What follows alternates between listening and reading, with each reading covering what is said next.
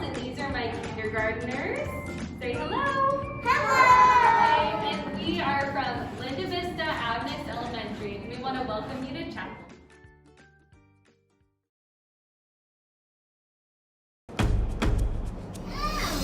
Through every storm of life, I know you're by my side, so I am holding on to your promises. You are the God who holds my future, all my dreams, so I am holding on. You never let go of me. You gave me hope when hope was all but gone. A second chance to sing a brand new song. You opened up my eyes to see. You rescued me, rescued me. You showed the way when there was no way out. Cleared up my mind when you erased all doubt. You made me strong when I was weak. You rescued me, rescued me. Through every storm of life, I know you're by my side, so I am holding on to your promises. You are the God who holds my future, all my dreams, so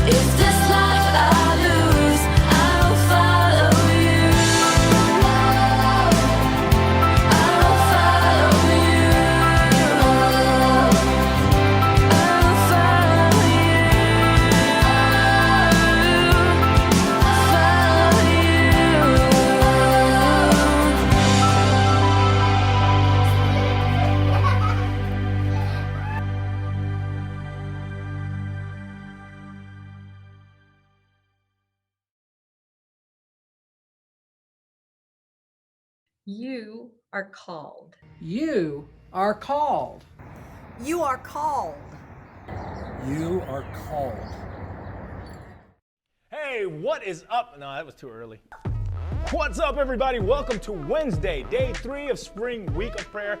Today, we've got my girl, Lauren, with us. Hey guys, I'm Lauren Laxton. Nice to see you on here, Lauren. Can you tell us, what is it that you do for Southern California? So for the Southern California Conference, I am the Communication Director, all things communication. And can you share a little bit about what you've done as a part of the leadership team for our Week of Prayer? Working with all things branding, logos, all that good stuff. Lauren, can you tell us, how did God bring you in the ministry position of the Communications Director? After I had gotten out of college, I had a job that seemed at the time like a dream job for me. I was working in a communications firm doing all of the things that I love. And after a couple of years, God really started speaking to my heart. The ministry I was doing for my local church on the weekends and in the evenings, it didn't seem like it was enough for me anymore. I wanted to use all of my time for Him.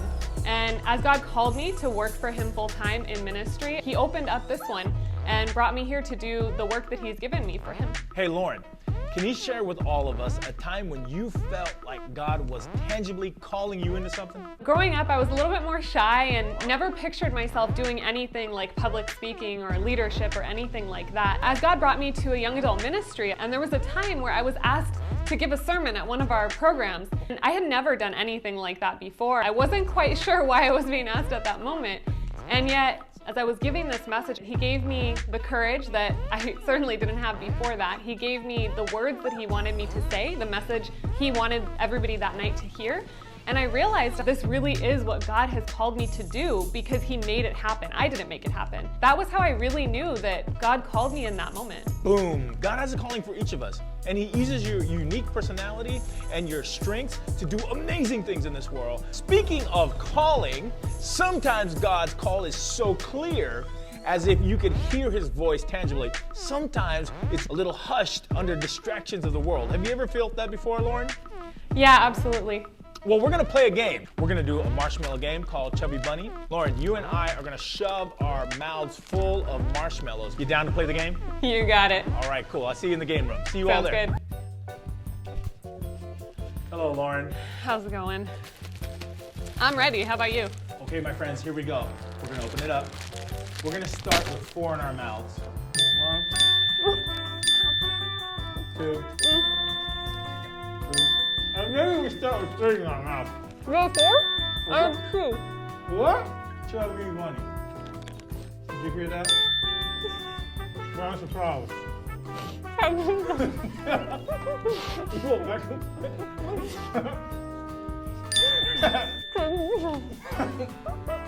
You see, sometimes the call is clear, Chubby Bunny, and sometimes you lose at the game. No, 4. Number 5. 2 5, man. 5. So you don't have to say Chubby Bunny anymore. Just see how many you can shove in your face. That's good. I'm not home. Let's go. Let's go.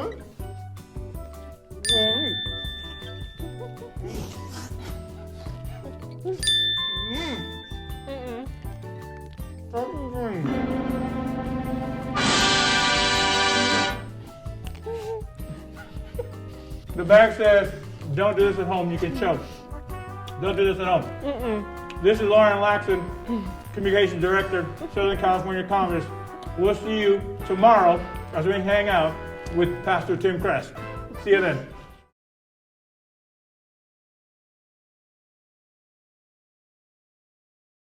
You are called. And you are called. You are called. You are called. You are called. Hey everybody, welcome back. Today we have 3 new pastors for you to meet. So let's go ahead and meet the first one. My name is Donovan Childs. My name is Lauren. Hi, my name is Pastor Lax. I am a pastor at the University SDA Church. I'm one of the pastors on staff at Vallejo Drive SDA Church. And I am the youth pastor at the Eagle Rock SDA Church. 3 questions to find out if you know what things are called. What is a group of sharks called? A A pack for sure. Wow. A pod. A pod? The answer is a shiver. Yes. I think. Shiver, okay. What is a group of lions called? A pride? A pride. Oh, a pride. Yes. Like, good job. Here's I know ready? that Last from question. Lion King. What do you call a group of lemurs? Wow. Man. Carpets. A group of lemurs? Lemurs? Lazy? They're from the northern region, so I'm gonna say quibble. Absolutely not. A conspiracy? A conspiracy? Conspiracy. I'm gonna join my conspiracy now. Thanks for being with us. Thank you for having me. You are liked. You are liked. You are liked. You are liked. Jesus entered Jericho and was passing through. A man was there by the name of Zacchaeus. He was a chief tax collector and was wealthy. He wanted to see who Jesus was, but because he was short, he could not see over the crowd. So he ran ahead and climbed a sycamore fig tree to see him, since Jesus was coming that way. When Jesus reached the spot, he looked up and said to him, "Zacchaeus, come down immediately. I must stay at your house today." So he came down at once and welcomed him gladly. All the people saw this and began to mutter, "He has gone to be the guest of a sinner." But Zacchaeus stood up and said to the Lord, "Look, Lord, here and now I give half of my possessions to the poor, and if I have cheated anybody out of anything, I will pay back 4 times the amount." Jesus said to him, "Today salvation has come to this house, because this man too is a son of Abraham. For the Son of Man came to seek and to save the lost."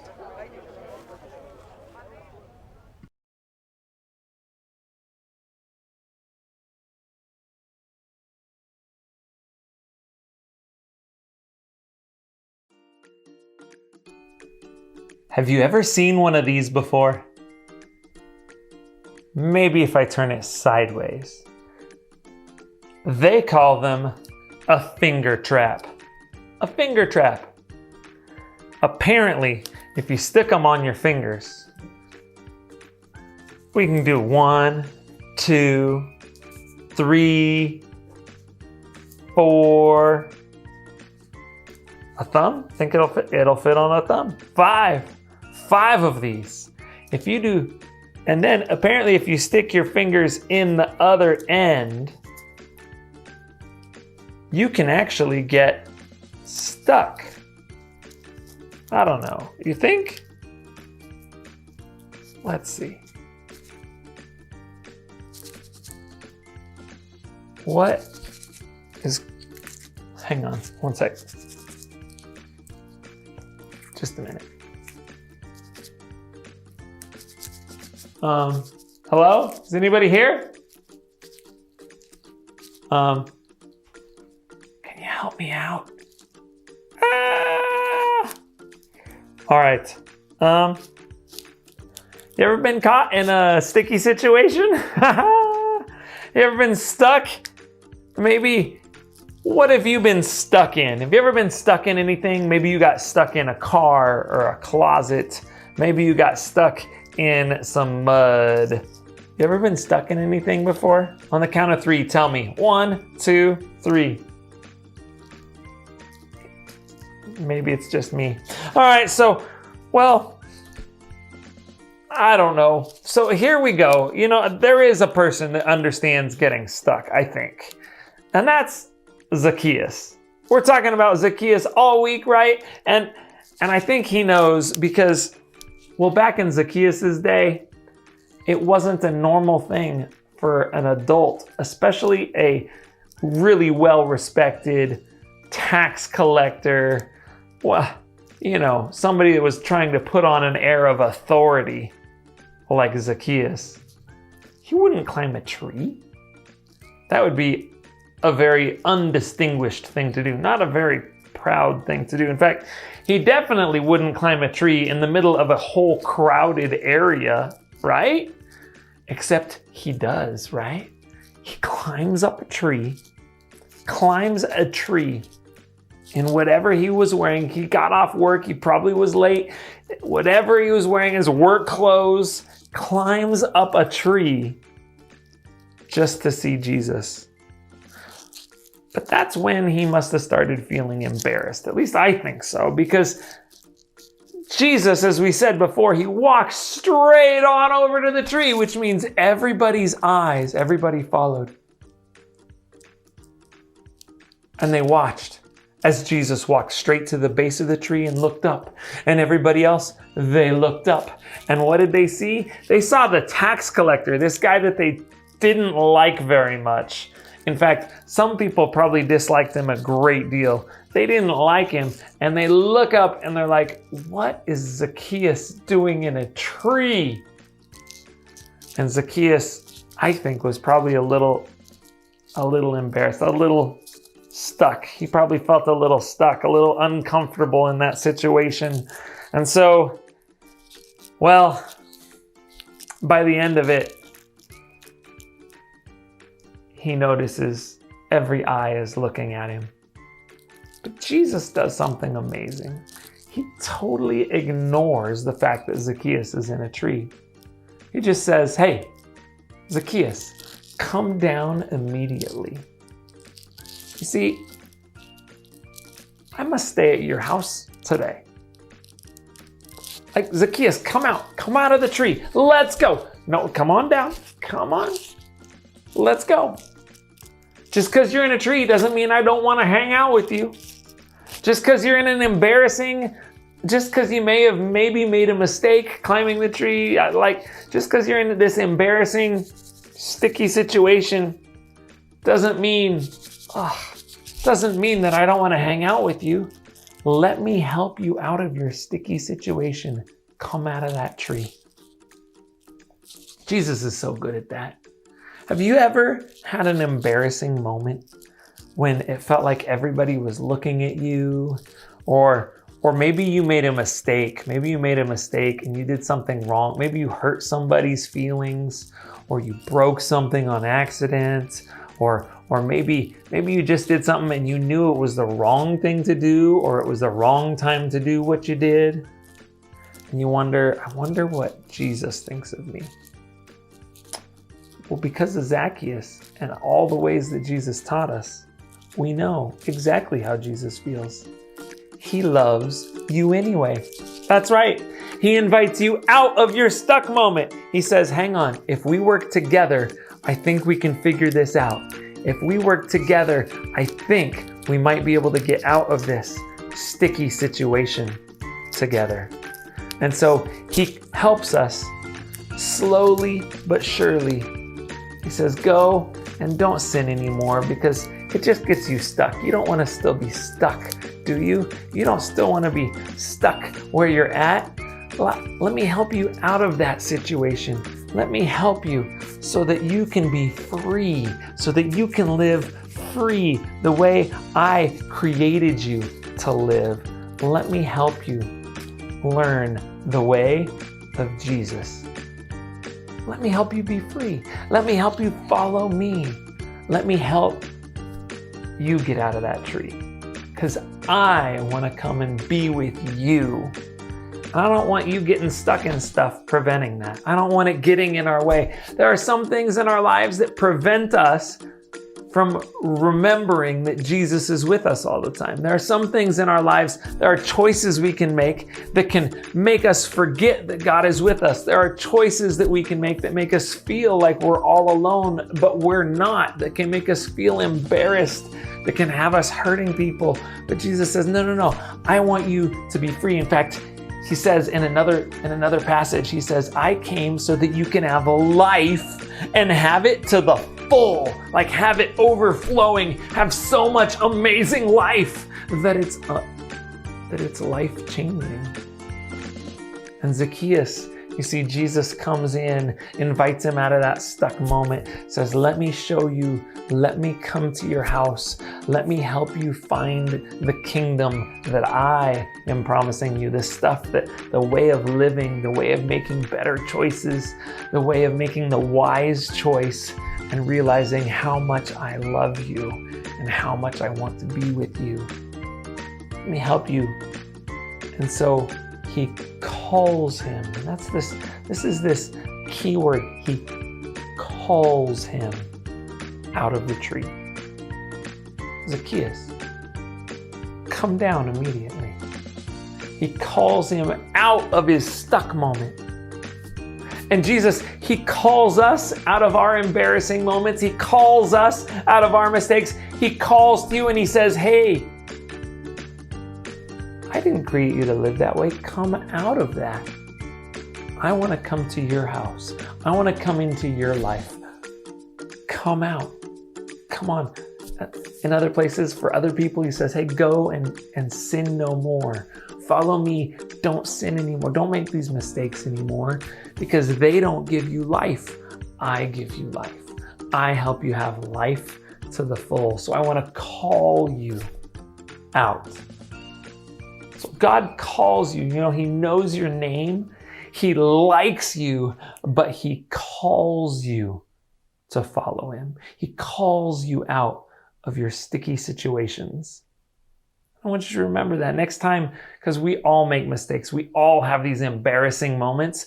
But I want you to remember, in those embarrassing, sticky situation moments, God calls you out of it and says, hey, come follow me.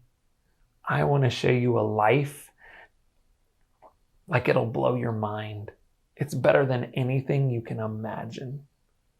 Let me show you how to really live.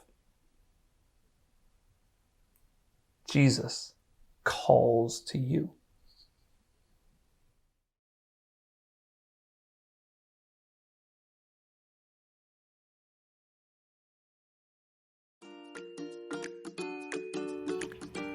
You are called. Now, as we reflect on the wonderful message we just heard, let's bow for prayer. Heavenly Father, we thank you for the message you sent to us today. Bless each boy